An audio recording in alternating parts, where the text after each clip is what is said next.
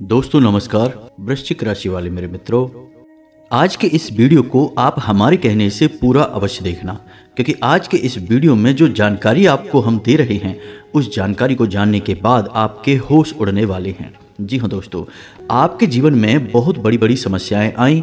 कई बार तो ऐसी स्थिति भी उत्पन्न हुई कि जब आपकी जान जाते जाते बची। भगवान की कृपा रही या फिर आपके पुरखे पूर्वजों का आशीर्वाद आपके ऊपर रहा कि आपकी जान तो बच गई, लेकिन आपके ऊपर से कष्ट और परेशानियों का साया अभी तक हट नहीं पाया है। आपके जीवन में लगातार तनाव की स्थिति बनी हुई है और यह स्थिति समाप्त होने का नाम नहीं ले रही है।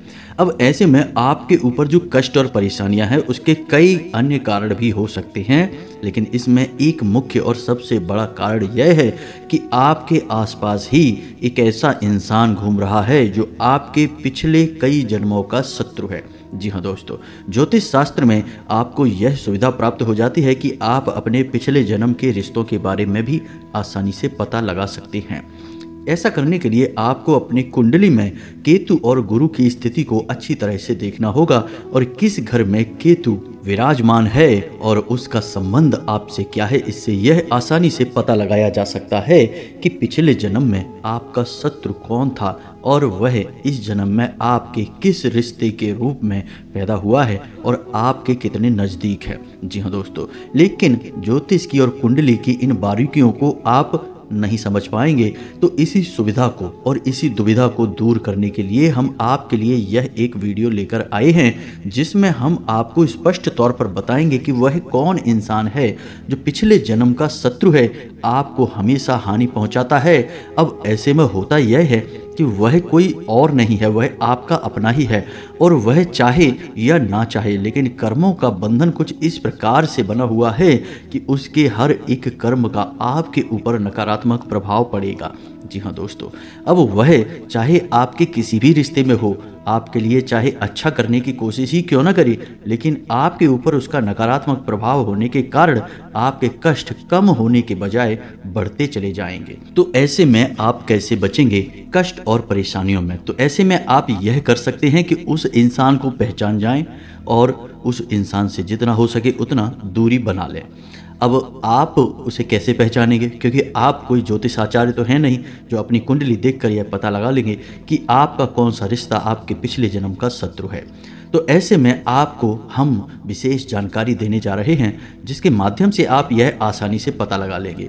कुंडली के अध्ययन के आधार पर आप पता लगा सकते हैं, लेकिन सामान्य तौर पर भी यह बता पाना बहुत आसान है कि आपकी राशि में आपके पिछले जन्म के शत्रु अक्सर कौन से रिश्ते होते हैं। जब आप उस इंसान को पहचान जाएंगे तो उस इंसान से थोड़ा सा आपको सतर्क रहने की आवश्यकता रहेगी। दोस्तों, इस वीडियो को बनाने के पीछे हमारा मकसद केवल और केवल आपके ज्ञान को बढ़ाना है और आपको सर्वोत्तम और शुद्ध ज्ञान देना है। हम उन लोगों की तरह वीडियो नहीं बनाते कि शुरुआत तो ऐसी की कि आप लोगों के मन में उत्सुकता जागी, लेकिन अंत तक वीडियो देखने के बाद भी आपको कोई मुख्य ज्ञान हासिल नहीं हुआ, कोई बड़ा ज्ञान हासिल नहीं हुआ और आपको लगा कि आपका समय खराब हो गया। ऐसा इस वीडियो में आपके साथ नहीं होगा। हम आपको जो भी जानकारियां देंगे वे शुद्ध शास्त्रीय पद्धति पर ज्योतिषीय आकलन के आधार पर तैयार की गई होंगी और ठोस जानकारियां होंगी। आपको संतुष्टि अवश्य होगी कि आपको कुछ विशेष ज्ञान हासिल हुआ। तो वीडियो में बने रहिए हमारे साथ। वीडियो अंत तक धैर्य के साथ देखना है, पूरे मन से एकांत में ठंडे दिमाग के साथ देखना है। वीडियो की शुरुआत करते हैं। आपको अद्भुत ज्ञान के सागर में एक डुबकी लगवाते हैं। तो चलिए दोस्तों, वीडियो की शुरुआत करें, लेकिन इससे पहले आपको एक ऐसी कहानी सुनाते हैं जो इस बात को साबित करेगी कि हमारी जैसी दृष्टि होती है वैसी ही यह सृष्टि होती है। जी हाँ दोस्तों, तो कहानी को ध्यान से सुनिए। एक बार एक गांव में महामारी फैल गई, तो उस गांव से लोग निकलकर आसपास के गांव में जाने लगे और रहने लगे। तो ऐसे में हुआ यह कि पड़ोस के ही एक गांव में उसी गांव से एक आदमी निकलकर आया। तो उस गांव के मुखिया से उसने पूछा कि इस गांव में लोग कैसे रहते हैं, क्योंकि हमारे गांव में बीमारी फैली है तो हम यहाँ रहने चाहते हैं। तो उस गांव के मुखिया ने कहा कि जिस गांव से तुम निकल कर आए हो उस गांव के लोग कैसे थे? तो वह आदमी बोला कि कुछ मत पूछो, उस गांव के लोग तो बहुत ही दुष्ट थे, बहुत ही बदमाश थे, परेशान ही करते रहते थे। गांव का मुखिया बोला तो फिर आप इस गांव में मत आइए, क्योंकि इस गांव के लोग उस गांव से दुगने ज़्यादा खराब हैं, आपको बहुत परेशान करेंगे, आप किसी और गांव में चले जाइए। इसी प्रकार अगले दिन उसी गांव से एक आदमी और निकल कर आया और उसने मुखिया से पूछा कि क्या मैं आपके इस गांव में रह सकता हूं? तो मुखिया ने उससे वही सवाल फिर से पूछा कि आप जिस गांव से निकल कर आए हैं उस गांव के लोग कैसे थे? तो उस आदमी ने जवाब दिया कि उस गांव के लोग तो बहुत ही सज्जन थे, बहुत ही प्रिय थे। जब भी उन लोगों के बारे में सोचता हूं तो मेरा दिल भर आता है। तो मुखिया ने कहा कि तुम्हारा स्वागत है इस गांव में, क्योंकि इस गांव के लोग उस गांव से भी दुगने अच्छे हैं और आपका इस गांव में बहुत मन लगेगा। अब यही दृश्य मुखिया के बगल से बैठे गांव के लोग भी देख रहे थे। तो उन्होंने मुखिया जी से पूछ ही लिया कि आपने एक आदमी से कहा कि इस गांव के लोग बहुत ही बदमाश हैं, आपको परेशान करेंगे, और दूसरे आदमी से कहा कि इस गांव के लोग बहुत अच्छे हैं, तो ऐसा कैसे हो सकता है? या तो अच्छे होंगे या फिर खराब होंगे। तो मुखिया जी ने जो जवाब दिया वह जवाब सुनने लायक है और उस जवाब में बहुत बड़ी सीख छुपी हुई है। तो मुखिया जी ने कहा कि यदि उस आदमी को जिसने कहा कि उसके गांव में लोग खराब थे, उस आदमी को मैं इस गांव में रहने देता तो वह अपने स्वभाव के चलते इस गांव में भी लोगों से लड़ाइयाँ झगड़े करता और अपने कई दुश्मन बना लेता और उसके बाद उसके लिए यह गांव भी खराब हो जाता। ठीक इसी प्रकार उस आदमी को जिसको मैंने कहा कि इस गांव में रह सकते हो, उस आदमी का अच्छा स्वभाव, उसका मित्रवत व्यवहार तमाम नए मित्रों को जन्म दे देगा और उसके लिए यह गांव भी सुंदर हो जाएगा, इस गांव के लोग भी अच्छे हो जाएंगे। तो कहने का मतलब यह हुआ कि इंसान का जैसा स्वभाव और व्यवहार होता है वैसे ही लोगों का उसके साथ भी स्वभाव और व्यवहार होता है। अच्छे इंसान के साथ लोग अच्छा ही व्यवहार करते हैं और बुरे इंसान के साथ लोग हमेशा बुरा व्यवहार ही करते हैं। तो इससे यह साबित होता है कि हमारी जैसी दृष्टि होती है इस संसार को देखने की, वैसे ही यह सृष्टि भी होती है हमारे प्रति। जी हाँ दोस्तों, तो इस कहानी से हमें यह सीख मिलती है कि हमेशा सकारात्मक रहिए, प्रेमपूर्ण व्यवहार करिए, दुनिया भी आपके लिए सकारात्मक और प्रेमपूर्ण बन जाएगी। तो चलिए दोस्तों, वीडियो की शुरुआत करते हैं। कमेंट में पूरे भक्तिभाव के साथ जय मां भद्रकाली अवश्य लिखना, माता का प्रेम और आशीर्वाद आपको प्राप्त होगा। तो दोस्तों, बात करते हैं धर्मशास्त्रों की, क्योंकि ज्योतिष और धर्मशास्त्र एक दूसरे से जुड़े हुए हैं, कड़ियाँ एक दूसरे से जुड़ी रहती हैं। तो हमारा धर्म यह कहता है कि कोई भी इंसान अपने जीवन पर्यंत 6 प्रकार के कर्म करता है। जी हाँ दोस्तों, पहला कर्म है नित्य कर्म, यानी कि रोजमर्रा के द्वारा किए गए कार्य, इनका पुनर्जन्म से कोई लेना देना नहीं होता है। दूसरा है नैमित्य कर्म, यानी कि जो नियम से किए जाने वाले कर्म होते हैं। तीसरा है काम्य कर्म, यानी कि मन में किसी इच्छा को लेकर किया जाने वाला कर्म होता है। चौथा है निष्काम कर्म, यानी कि इस कर्म में कोई भी स्वार्थ नहीं होता है, बिना किसी स्वार्थ के किया गया, जैसे दान धर्म का कर्म होता है, इसे निष्काम्य कर्म कहा जाता है। पांचवा है संचित कर्म, यह प्रारब्ध सहेजे हुए होता है, यानी कि इस कर्म को करने से अगले जन्म के बंधन बनते हैं, यानी कि प्रारब्ध लेकर आप पैदा होते हैं। और छठा है निषिद्ध कर्म, यानी ऐसे काम जिन्हें करना नहीं चाहिए, जिनका हमारे शास्त्रों में रोक लगाई गई है, मना किया गया है कि इन्हें नहीं करना है, निषिद्ध कर्म होते हैं। तो जब भी कोई इंसान संचित कर्म करता है, निषिद्ध कर्म करता है, तो उसके प्रारब्ध बनने लगते हैं और अगले जन्म में जब वह किसी और स्थान पर किसी और गर्भ से जन्म लेता है तो उसके साथ उसके जो प्रारब्ध हैं वे भी जन्म लेते हैं और प्रारब्ध के अनुसार ही जिन जिन लोगों के साथ उसका अच्छा बुरा संबंध रहा है वे भी उसके आसपास उसके संबंधियों के रूप में उत्पन्न होते हैं। यदि किसी व्यक्ति के साथ प्रारब्ध का संबंध अच्छा है तो वह आपके लिए जीवन में सुविधाएं उत्पन्न करने के लिए पैदा हुआ है, और यदि बुरा है तो वह आपको इस जन्म में कष्ट देने के लिए पैदा हुआ है। तो यह तो है हमारे शास्त्रों में पिछले जन्म के कर्म बंधनों और रिश्ते नातों का हिसाब किताब। अब ठीक इसी प्रकार हमारे जो रिश्ते नाते हैं, जो हमारे संबंधी हैं, उनका भी हमारे पिछले जन्म से किस प्रकार का नाता है यह भी बताया गया है हमारे धर्मशास्त्रों में। तो इसे भी आप ध्यान से समझिए। हमारे शास्त्रों में हमारे जो रिश्ते नाते हैं उन्हें पिछले जन्म के बंधनों के आधार पर 4 भागों में बांटा गया है। पहला है ऋण संबंध, यानी कि कोई ऐसा संबंध जो पिछले जन्म का आपका ऋणी है या आप उसके ऋणी हैं, यानी कि यह लेन देन का संबंध है, तो यह आपकी धन हानि कराएगा। जी हाँ दोस्तों, इस जन्म में आपकी या तो धन हानि कराएगा और या फिर आपको विशेष धन लाभ कराएगा। दोनों प्रकार से यह संबंध आपके ऊपर आर्थिक तौर पर प्रभाव डालेगा। दूसरा है शत्रु संबंध। दोस्तों, यह संबंध ऐसा संबंध है जो आपकी पिछले जन्म की शत्रुता को दर्शाएगा। या तो आपने उसे सताया है, बुरी तरह से प्रताड़ित किया है, जिसका हिसाब किताब वह आपसे लेने इस जन्म में आया है, या फिर ठीक इसका उल्टा भी हो सकता है कि आपकी वजह से किसी व्यक्ति को इस जन्म में प्रताड़नाएं मिल रही हैं, मानसिक पीड़ाएं मिल रही हैं। ऐसा इसलिए क्योंकि पिछले जन्म में उसने आपको पीड़ाएं दी थी। जी हाँ दोस्तों, तो यह शत्रु संबंध होता है। तीसरा है उदासीन संबंध।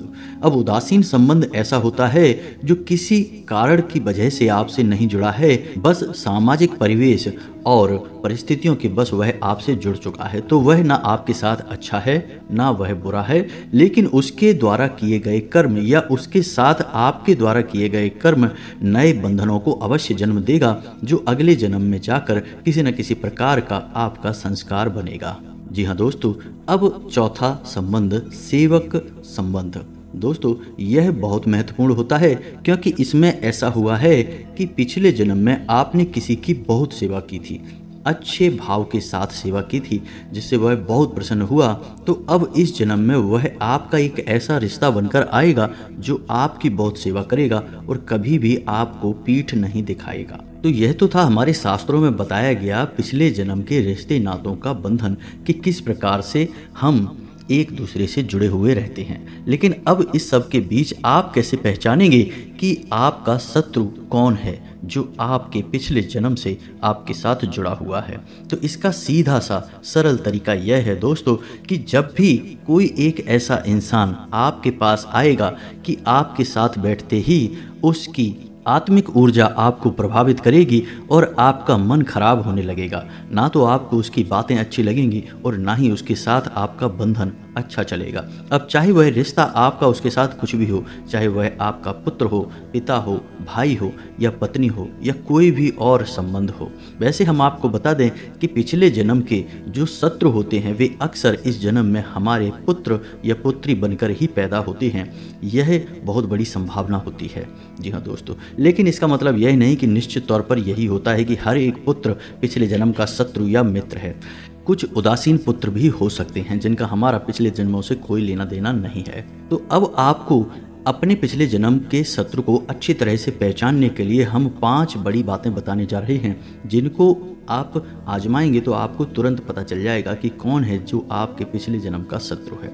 जी हाँ दोस्तों, तो ध्यान से सुनिए सारी बातों को। सबसे पहली बात, एक ऐसा इंसान जो आपका हमेशा धन का नुकसान करवाता है। जी हाँ दोस्तों, चाहे वह स्वयं आपसे पैसे लेगा और समय पर वापस नहीं करेगा, और वापस करेगा भी तो बहुत बुराइयां और झगड़े होंगे, लेकिन बंधन आपसे टूट नहीं पाएगा। आप खूब कोशिश करेंगे कि उससे आप पीछा छुड़ा लें, आप उसे बिल्कुल भी पैसे नहीं देंगे, लेकिन हमेशा आप उसकी बातों में आते रहेंगे, फंसते रहेंगे और उसके द्वारा बनाई गई कहानी पर आप विश्वास कर लेंगे और हमेशा पैसे के मामले में वह आपको पीड़ाएं देता रहेगा। अब ऐसा भी हो सकता है कि वह पैसे ना मांगे स्वयं, लेकिन वह आपको कोई ऐसी योजना बताएगा, कोई ना कोई ऐसी स्कीम बताएगा जिससे आपका पैसा उलझ जाएगा, फंस जाएगा, यानी आपको आर्थिक नुकसान कराएगा। आप समझ जाइए कि यह आपका पिछले जन्म का शत्रु है और यह आपको कुछ ना कुछ नुकसान देने के लिए ही पैदा हुआ है। अब ऐसा नहीं है कि वह जानबूझकर ऐसा करेगा, उसके प्रारब्ध ही कुछ इस प्रकार के हैं, प्रकृति ने कुछ ऐसा प्रारब्ध ही उसे दिया है कि उसके द्वारा किया गया अच्छा कर्म भी आपको धन के प्रति नुकसान ही दिलाएगा। जी हाँ दोस्तों, तो जाने अनजाने में भी वह आपके लिए नुकसानदायक होगा, अनिष्टकारी होगा।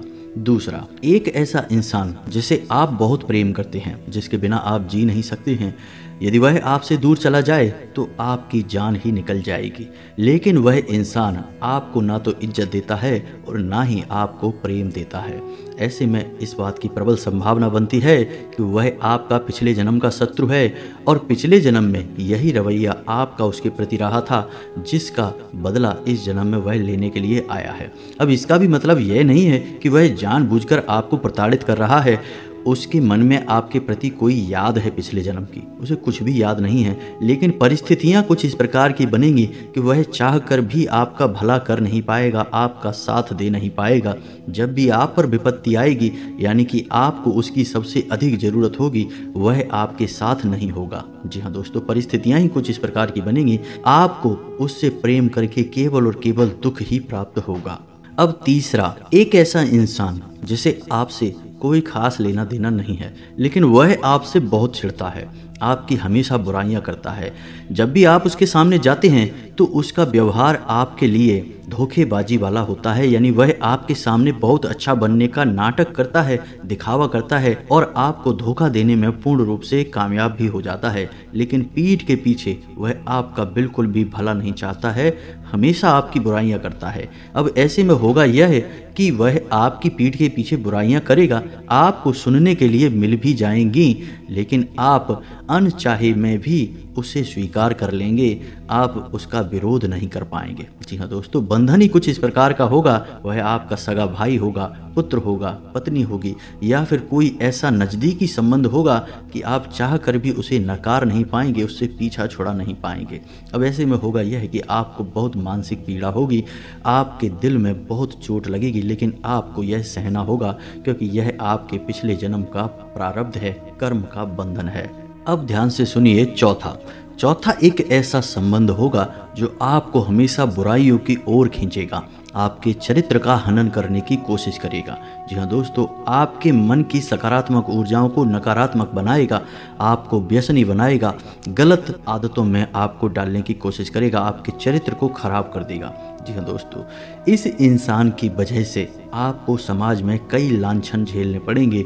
हो सकता है कि आपके ऊपर बड़े से बड़े ऐसे लांछन लग जाएं जिनकी वजह से आपको संसार में मुंह दिखाना भी मुश्किल हो जाए। जी हाँ दोस्तों, ऐसा संबंध भी अक्सर आपका पुत्र, आपका मित्र या फिर भाई बनकर ही पैदा होता है, क्योंकि आप इनके अत्यधिक प्रभाव में रहते हैं। कभी कभी आपकी औलाद ऐसा कार्य कर जाएगी कि आपका समाज में मुंह दिखाना मुश्किल हो जाएगा। कभी कभी आपका मित्र आपको ऐसे कार्य करवाएगा जिसकी वजह से आपके ऊपर चरित्र हनन के आरोप लगेंगे, आपका चरित्र खराब हो जाएगा, समाज में आपकी छवि दूषित हो जाएगी। तो यह भी आपके पिछले जन्म का प्रारब्ध है और पिछले जन्म का शत्रु है। अब सुनिए पांचवा एक ऐसा संबंध है जो आपके लिए आपकी मृत्यु का कारक बनेगा। जी हाँ दोस्तों, एक ऐसा संबंध जो आपको ऐसे कार्य करवाएगा, कुछ ऐसे कार्यों की तरफ प्रेरित करेगा कि आपसे कुछ ऐसी घटना घटेगी जिसमें आपकी मृत्यु हो सकती है, या फिर हो सकता है कि आप मृत्यु के काफ़ी समीप जाकर बच जाएं, लेकिन आपको मृत्यु का एक बहुत बड़ा अनुभव यह संबंध करवाएगा। जी हाँ दोस्तों, अब आपकी मृत्यु इस संबंध की वजह से हो सकती थी, लेकिन कई और शक्तियां हैं जो इस जन्म में आपके साथ हैं, आपका संरक्षण कर रही हैं, जैसे आपके पुरखे पूर्वज, या फिर आपके कुल देवी या देवता, या फिर आपके आराध्य। आपकी धार्मिकता पक्की है, आप किसी देवी या देवता की सच्चे मन से पूजा पाठ करते हैं, तो वह सकारात्मक ऊर्जा भी आपकी रक्षा कर सकती है, लेकिन आपका मृत्यु से बहुत नज़दीकी सामना अवश्य होगा, और यह इसी रिश्ते की वजह से होगा। अब यह वह रिश्ता है जिसका पिछले जन्म से नाता है आपसे, और पिछले जन्म में शायद आप इसकी मृत्यु के कारक बने थे, और ऐसा ही इस जन्म में यह भी आपके साथ करेगा। अब यह भी जानबूझकर नहीं करेगा, कुछ परिस्थितियां ऐसी बनेंगी कि आपके साथ ऐसा होगा। जी हाँ दोस्तों, अब इसका मतलब यह नहीं है कि आप अपने रिश्ते नातों से नफरतें करने लग जाएं और उनके अंदर अपने शत्रु, अपने दुश्मनों को ढूंढने लग जाएं। इस वीडियो को बनाने का हमारा मकसद यह नहीं है कि हम आपके रिश्ते नातों में फूट डलवाना चाहते हैं। यह तो केवल और केवल आपके ज्ञान को बढ़ाने के लिए बनाया गया है कि हमारे शास्त्र और ज्योतिष क्या कहता है कि हम अपने शत्रुओं को कैसे पहचानें। लेकिन दोस्तों, हमने आपको जो कहानी सुनाई थी वीडियो के आरंभ में, उस कहानी सुनाने का मकसद यही था कि आप यदि अपने मन के विचार सबके लिए सकारात्मक रखें, अच्छे रखें तो आपके शत्रु भी आपके लिए अच्छा ही करेंगे। यदि बुरा नहीं करेंगे तो अच्छा भी नहीं करेंगे, सम रहेंगे। लेकिन आपको अपने मन के विचार दूषित नहीं करने हैं, क्योंकि यदि आप अपने मन के विचार दूषित करेंगे, नकारात्मक करेंगे, किसी के लिए अपने मन में नफरतें, संदेह पैदा करेंगे, तो आप अपने कर्म को खराब कर रहे हैं और अगले जन्म के लिए अपने नए प्रारब्ध तैयार कर रहे हैं। आपको ऐसा नहीं करना है। अपने कुल देवी या देवता में पूर्ण आस्था रखें। कुल देवी और देवता के नाम का एक दीपक शाम के समय अपने घर की दहलीज पर अवश्य जलाया करिए। दीपक की बाती का मुख बाहर की ओर करिए। एक दीपक अपने पितृ और पूर्वजों के नाम का घर की दक्षिण दिशा में अवश्य जलाया करिए। दोस्तों, आपकी राशि के जातकों की उन्नति केवल और केवल धार्मिकता की राह पर चलकर ही प्राप्त होगी। आप जितना ईश्वर में विश्वास करेंगे, आपका जीवन उतना ही सुंदर हो जाएगा। तो आप हमारी बात मानिए, ये 2 दीपक आप जलाना शुरू करिए। आप देखेंगे कि आपकी मानसिकता बदल जाएगी, आपका जीवन सुखमय हो जाएगा। जी हाँ दोस्तों, इस वीडियो के माध्यम से हमने आपको शास्त्रीय पद्धति और ज्योतिषीय आकलन के आधार पर क्या हमारे शास्त्र कह रहे हैं यह बताने की कोशिश की है। हमने झूठ, फरेब और उल्टी सीधी मनगढ़ंत बातें करके आपको फंसाने के लिए कुछ भी उलझुल नहीं कहा है। हमारा मकसद केवल और केवल आपके जीवन में ज्ञान का प्रकाश फैलाना है। झूठ और फरेब से हमारा कोई नाता नहीं है दोस्तों। उम्मीद है आपको हमारा प्रयास अच्छा लगा होगा। यदि आपके मन में कोई प्रश्न है तो आप कमेंट करके पूछें, हम आपके प्रश्नों के जवाब देने की पूरी कोशिश करेंगे। इसी के साथ साथ आज के इस वीडियो को विराम देते हैं। कमेंट में पूरे भक्ति भाव के साथ जय माँ भद्रकाली लिखना ना भूलें। माता का सीधा प्रेम और आशीर्वाद आपको प्राप्त होगा। मिलते हैं अगले ज्ञानवर्धक वीडियो में, तब तक के लिए धन्यवाद। जय माता की।